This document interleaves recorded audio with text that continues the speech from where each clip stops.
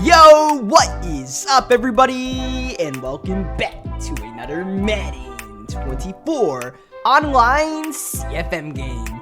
We are now in week 5 of the 2026 season here in the Premier Madden League. Our Los Angeles Rams are now 2-2.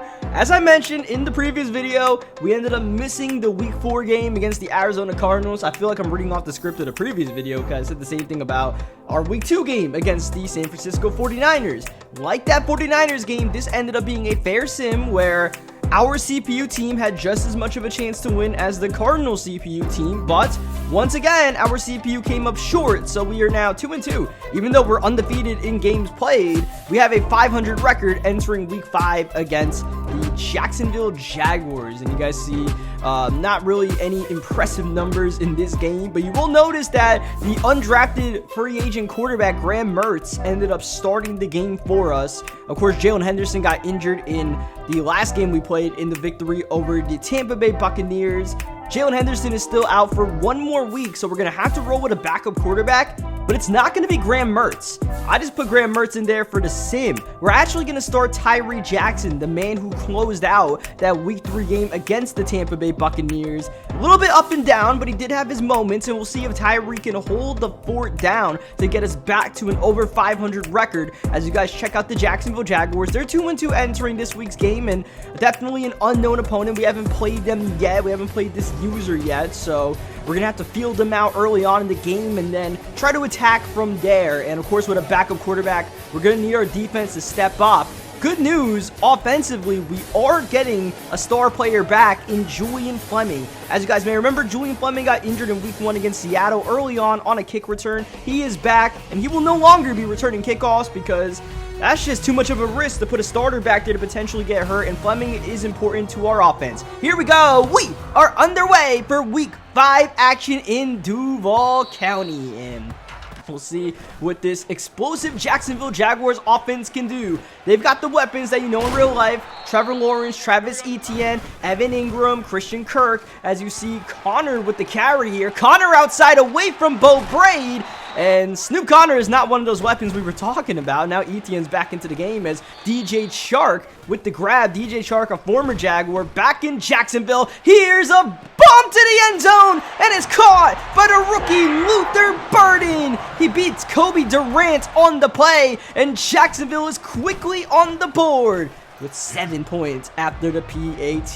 They just walked the dog on us. 4 plays made it look easy, and considering we came into this game talking about defense needs to be our identity today, yeah, not great. So we'll turn it to Tyree Jackson here. We don't want to put too much on the young man's plate, but we are asking him to respond to an opening drive touchdown. Here's Tyree rolling outside. The former quarterback converted to tight end, converted back to quarterback, facing a 3rd down and inches, ball in his hands. He'll hit the easy button. Cooper Kupp for the first down. 3rd down, we want Cooper Kupp. Man coverage, we want Cooper Kupp. So that was a match made in heaven. As you see, Julian Fleming with his first catch since way back in week 1. Tyree with the step up, with the scramble, and the Superman dive for the first down. And just like I mentioned in the last video, Tyree Jackson, he has, I believe, 83 speed, so he's not Jalen Henderson with 89 speed. We're not going to be able to, run as much and scramble at the pocket, but we did see Tyree show some mobility in that Tampa Bay game, and he's showing some accuracy so far today, some good decision making, 5 for 6 on the opening drive. Oh, but he cannot get away from the pressure on 2nd down. Lacey lacing him up, and now it's 3rd down and 8 at the 31-yard line. Jackson in trouble, and he's dumped to the ground, and he might have been sacked out of field goal range. Let's see what Chase McLaughlin can do for us. 57 yards away, and he's got it down the middle with just enough leg. Chase McLaughlin continues to be a weapon for us, truly on special teams, reliable even from distances 55 yards plus. And I mean, that's big because we essentially did sack ourselves out of field goal range, but McLaughlin kind of bailed us out of that mistake that we made on 3rd down. And now we'll see if we can hold down this Jacksonville offense that just put together a couple of explosive plays. And right now the script is looking like more of the same as Trevor Lawrence, 1st down, eyes downfield, second down and 1. He misses an open ETN there. Now it's third down and 1. Lawrence looking to pass, middle, got it. Evan Ingram, the superstar tight end with the first down and more. Still going, Ingram battling, clawing his way to the 9-yard line. And this Jacksonville offense is setting the tempo today as Luther Burden, who scored the touchdown on the opening drive, down to the 3-yard line. Next play, ETN walks the dog into the end zone. Jacksonville up and down the field right now, and I mean, this is the last thing we wanted. We are trying to balance the ship with a backup quarterback, trying to balance the fact that we've only played 2 games so far, and, you know, we're still trying to find our footing with our team. And, you know, I feel like in the regular season, it takes you a couple of weeks to feel out the identity of your team. Even when we are bringing back a number of returning guys from last year's team, a lot of the core is back.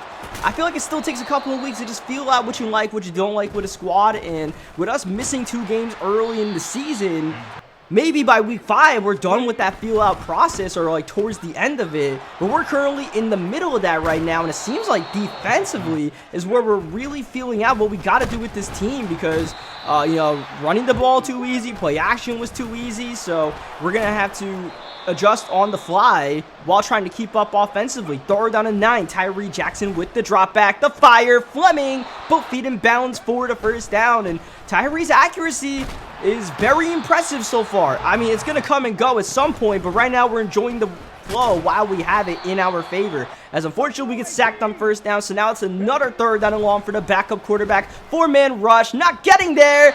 Oh, but Tyree might have felt the pressure and threw it in traffic. Now we have a 61-yard field goal attempt. Chase McLaughlin, he's done it again, and this one was better than the last. Holy cow, with the 7-mile-per-hour winds, Chase McLaughlin is unfazed. And, I mean, that's big for us to have 6 points on the board, when if we did not have as reliable of a kicker, we wouldn't have any points on the board. So, hey, look, this game has not been a good start, but it could be a lot worse. And that's Evan Ingram with a step. Evan Ingram, 55 yards to the end zone. This Jacksonville offense is looking as good as ever. Trevor Lawrence is dialed in, and our Los Angeles Rams are being pushed to the brink right now. And I mean, like I said, we're just trying to feel out the Jaguars. This is a team we're not used to, out-of-conference opponent, and they're punching us in the mouth right now, truly, even on special teams. All of a sudden, that was our strong point of the game, and now we have to start a drive off at the 11-yard line. Gibson getting a lot of yardage on this run. We haven't gone to the ground game too much. The passing game's actually worked out pretty well, but here's Julian Fleming on the end around, open space. Fleming cutting the grass here in Duval County, down to the 31-yard line. Next play, Cooper Kupp with the grab, cuts it inside, trying to get the first down. He'll get a generous spot on the play. As we go up tempo, switching the formation on first down, it's Merritt, and he'll go nowhere. Second down, Tyree, ball in his hands, looking for Kupp. That's covered. Oh, Tyree, that's definitely an illegal forward pass right there. We could have taken off, so, you know, a missed opportunity for sure there to at least make it a third down and short. Now it's third down and 14, and we have to be careful, more so than be aggressive in this spot. Tyree Jackson never stood a chance. Ross Blacklock immediately getting inside penetration. I mean, that third down play was going to be tough to convert. It became impossible to convert once the ball was snapped, and we end up kicking our third field goal of the game. Shout out to Chase McLaughlin once again, but at some point, we're going to need to have Chase McLaughlin kicking PATs and not field goals, especially, oh, the way our defense is playing right now. Grant Delpit, I mean, that was going to be the first positive play for us defensively, and it kind of just slipped through his hands, and hopefully that's not going to be a missed opportunity that we look back on at the end of the drive. Third down, Lawrence, he missed him. Evan Ingram was wide open, and even though we forced the punt, even that play doesn't feel too good for us defensively, because we didn't get pressure. We did not cover because Evan Ingram was wide open 20 yards downfield. We just got bailed out by a bad Trevor Lawrence throw as we hit Julian Fleming on the slant. And Fleming is quickly reacclimating himself into this offense. Cooper Kupp downfield in stride with the grab. Kupp Knew he was going to take a shot, considering that ball was actually a little bit floated out of the reach by Tyree Jackson. Thankfully, Kupp is Cooper Kupp, so he made that grab. Second down, outside, and look, besides that one throw that we just made, nearly throwing an interception, Tyree has been quite surgical so far. We just need the protection. On third down, Kupp got it! Touchdown! Cold-blooded Cooper is in the building, and all of a sudden, we have a chance to make it a 5-point game. And I mean, sometimes the battle is just staying in the fight, because it's so easy to overreact and, you know, push the issue and make a mistake or two, an unforced error, and, you know, you find yourself down like 15 points in a game like that, or 21. By us kind of just keeping the boat afloat, it's a 5-point game. Now, we still got to get a defensive stop here. Easier said than done with 30 seconds to go in the half. But look, we could be in a lot worse spot than we are right now. But I would like for us to get a stop right now. It's not really working out. Luther Burden with the grab to the 43-yard line. 23 seconds left in the half. Jacksonville one timeout. Deep downfield for Burden. It's broken up by Travius Hodges Tomlinson, who got the hit on. Third down and 3. Lawrence once again well protected, going to Luther Burden. And the rookie is proving to be one tough cover. They call him out of bounds very generously, so Jacksonville doesn't have to burn that final timeout. Lawrence, end zone! Holy cow! That's one grown man grab for 6 over Foyesea Lucon. And good. Oh man, that's good defense, better offense. What else can you really do in that moment? Just except tip your cap when a guy makes a grab like that. You put a hit on with a linebacker as well in midair. Like, I'm surprised that man is not going into the injury tent, let alone the fact that he's celebrating a touchdown. And unfortunately, our good work with about 30 seconds to go in the half is kind of erased by giving up another quick drive. And that seems to be the issue as we go into halftime. The fact that, you know, we're getting taken apart quickly and diabolically by the Jacksonville Jaguars. So, you know, we're going to have to find a way to just make them work. Right? Let's see if Jacksonville can put together a 10 to 15 play drive, because they're making it look easy in 5 to 6 plays consistently. Offensively, I mean, at this point, we just have to keep up. I don't know if we can. All right, like right now, our offensive line is starting to fall apart, and we have Tyree Jackson in the game. But let's see what we can do. Third down, Tyree in trouble, and that should be intentional grounding, and maybe okay. I was going to say, maybe we got to bail out roughing the passer, but no siree, Madden was not going to bail us out on that one. And, yeah, it's just, you know, considering where we are in this game, we can't expect our offense to be playing perfect. We just need the defense to play better. And hopefully it starts now as Evan Ingram gets injured on the play. That will help us out, I suppose. Aaron Donald, that's the first mention of him all day. Aaron Donald has been surprisingly silent so far. Third down and 14, pressure up the gut, and down goes Lawrence. And those guys up front, if they can start winning, hopefully that can make things easier. Because the way our secondary is getting shredded, maybe we just need to get more pressure. Whether that's dialing up pressure or just getting it from the likes of Rayshon Benny, who got that hit, or, of course, Aaron Donald is. Kirk Merritt with the carry. Good gain on first down. Next play, man in stride is Julian Fleming. And Fleming is working on quite the game in his return from action. And it's been either Julian Fleming or that man, Cooper Kupp, all day long.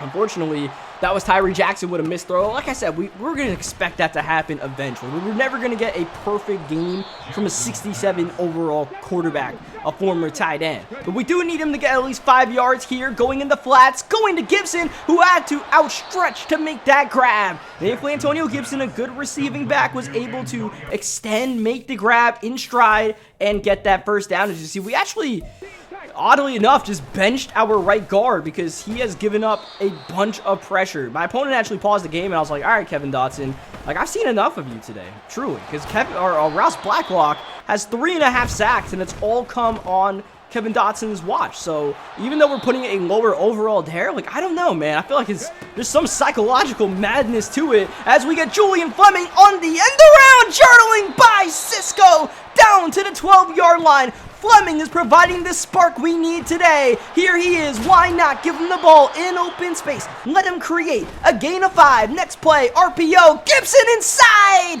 He'll get the first down at the 1-yard line. Back in is Gibson. He got a great block by Avella, I believe, that propelled him into the end zone. Antonio Gibson.